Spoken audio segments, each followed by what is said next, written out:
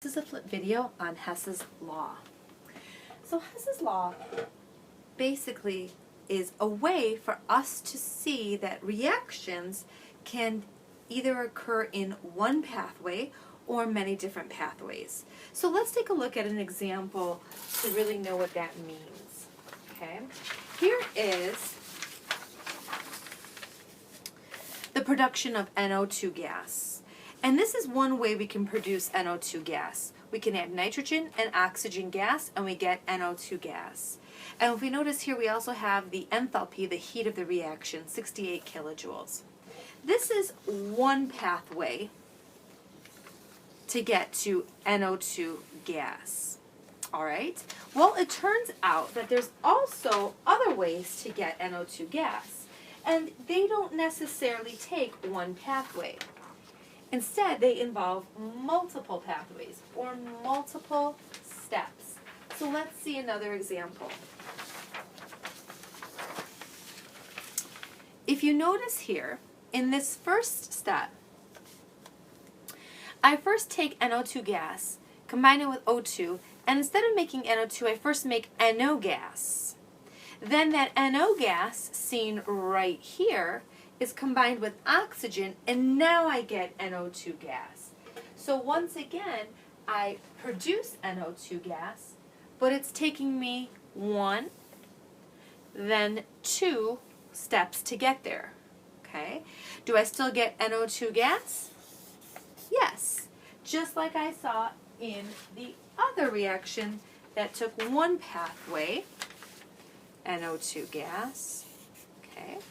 So if one step gives me a heat of reaction of 68 kilojoules, then I should still get the same change in heat if I take these kilojoules for each step and add them together. So in my calculator, if I take 180 and add it to negative 112, endothermic and exothermic, I sure enough find that I get 68 kilojoules. And if you notice, that matches with my 68 kilojoules.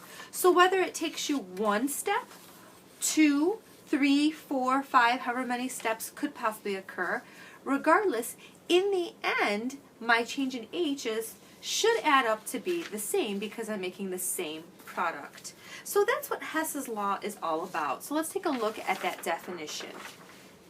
Hess's law states that the enthalpy change, again remember this is the enthalpy change, it is obtained because the products and the reactants, right, release and absorb energy, that is the overall energy for the equation, that the enthalpy change associated with a reaction carried out in multiple steps is equal to the sum of the enthalpy change for the individual step, or I like to call it the one pathway or the single step.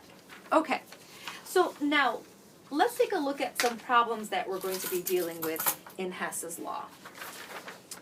So seen here in this problem, the question's up here. It says calculate the change in H for the reaction. 2CO plus oxygen yields 2CO2. What is the change in H? These are my given reactions. Okay, so all of this is given to me. My answer that I want to figure out, and then some pathways. Our goal is to take these pathways and merge them to become one single pathway to figure out my change in H. So the way we're going to do that is we are going to modify the equations that are given to us. Again, the black equations are the ones given to us. We're going to modify these two black equations to closely resemble the equation of interest. The equation of interest here is this blue equation. That's the goal. Calculate the change in H for this reaction. So what can we do to these two to, in the end, make them look like this final one up there?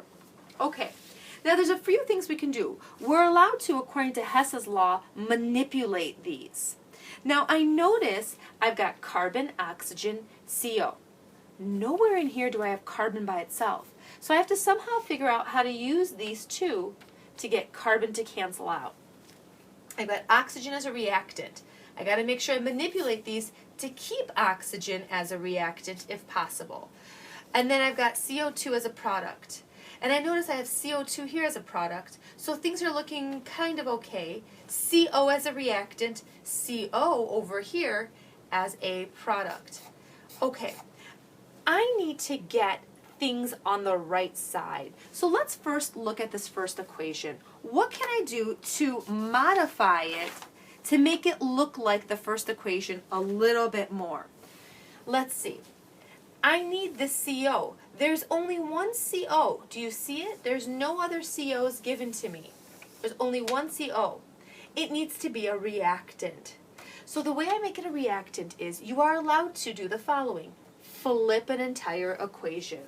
So you are allowed to flip an entire equation. Now, if you flip an equation, then you need to flip the sign of the change in H. So my change in H, when I flip this, is now going to be positive. So how do I flip it? Let's take a look and write that now. Okay, so I'm going to make a little line here. Okay, and now whatever I do, it's in a sense I'm trying to figure out how do I make all of these equal my final answer. And here we go. I flipped it. So here is the original equation. I took it and flipped it. Now notice the 2CO is flipped over here. But I also had to put these on the other side, and I flipped the change in H. Okay, so that flip happened. I'm going to put it down here on the bottom. Good. I've got my first step down. Next, I'm good to go. I need the 2CO, so everything looks good, 2CO. I've got some things in here I don't need. We'll get to that in a second. And oh my, I have oxygen over here. But that's okay because you'll see in a second it's going to work out with my next equation. So now my next equation. I have oxygen as a reactant. Good, as I just said, that's going to help us. And CO2 as a product. So a majority of this is in the right order. So there's no need to flip this. But what I do need is I need 2 CO2s, right? So in order to do that, I'm going to multiply the entire reaction by 2. I like to put the whole thing in parentheses and the 2 on the outside so I know, and I'm going to distribute that 2 all the way through. Now, remember, if I multiply the equation by a number, then I need to multiply the change in H by that same number. So let's go ahead and put that in 2. You want to multiply this by 2. Okay? So if you notice, there seems to be a trend. Whatever you do to the equation, you need to do to the same thing to the change in H. Okay? So let's see what this looks like when we multiply through. Here you go. 2C, 2 oxygen, 2 CO2. And now I doubled, negative 393.5 times 2 gives me negative 787 kilojoules. I just multiplied it by 2 in my calculator. Okay, so here's my second one. Notice I have them here underneath the line. Okay? Alright, so now I've got some good things going on here. I no longer need these original ones. I'm done with them. I no longer need them. So for the sake of space, I'm just going to move them up there and see how to work with the rest of this problem. Okay. So if you notice here now, I need to figure out still how to merge these two to make what's here in the blue equation. So I'm going to do that now, and I'm going to merge these two together. And when I merge these two together, here is what I get. Here's my final answer. It's good to kind of go ahead and write a line and say add these two up together, right? I have 2 CO gas. Here it is, 2 CO gas plus 2 carbons plus 2 oxygen. So all my reactants have been added together on my reactant side. I merged both reactants. Now I'm going to merge all my products. Doesn't matter what order. 2 carbons plus oxygen, okay, plus 2 CO2. All my products have been merged. What do you think happened here? Hopefully you said you also merged together your change in H's. Take them both and add them together, and you should get that, negative 566 kilojoules. Okay, great. So we're somewhat there. Now that I've merged these, I'm done with these, okay? I notice that I have similar things on opposite sides of the arrow.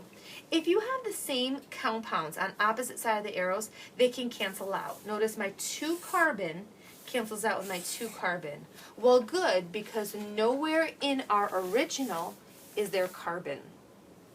Next, I'm good with my 2CO. I'm good with my 2CO2. But this oxygen over here is not supposed to be here in the product. And I'm not supposed to have 2 oxygens here. So what I can do is I can cancel out one of these oxygens with one of the 2 oxygens here. So I'm just going to make that into 1 oxygen. All right? Now, let's rewrite the whole thing and see if it matches. As you see here, my final answer, 2CO. The carbon has been removed. One of the oxygens has been removed. There's the other one. These have been removed, and I rewrote what's left over. And the change in H just goes right there. Nothing happens to it since I didn't cross it out with anything. Does my final answer match? That's your last check, right? Does my final answer match? And it does. 2CO, 1 oxygen, 2 CO2s. What's my change in H? Right there. So that's how you do Hess's law. It's kind of like a puzzle. You go through and you modify the equation it's given to closely resemble the equations of interest. Remember, one of the steps that we did at the end is, don't forget, you're allowed to, at the end, cancel out compounds that are the same on both sides. So that is Hess's law, and there's a few things that I want to say about it to end. And that is, Hess's law is looking at enthalpy. So enthalpy is called a state function. And what a state function is it depends only on the current state of the system. Meaning, enthalpy is independent of the pathway taken. Meaning, I can take 1 pathway, or 2 pathways, or 3 or 4. It doesn't matter. My enthalpy ends up being the same. Also remember, enthalpy is the change of heat for a reaction and depends only on the initial and final conditions taken. Who cares the path you took? Just in the end, it's a change in the initial and final conditions. And again, whether a reaction occurs in one step or many, the enthalpy change remains the same. That's the end of the video.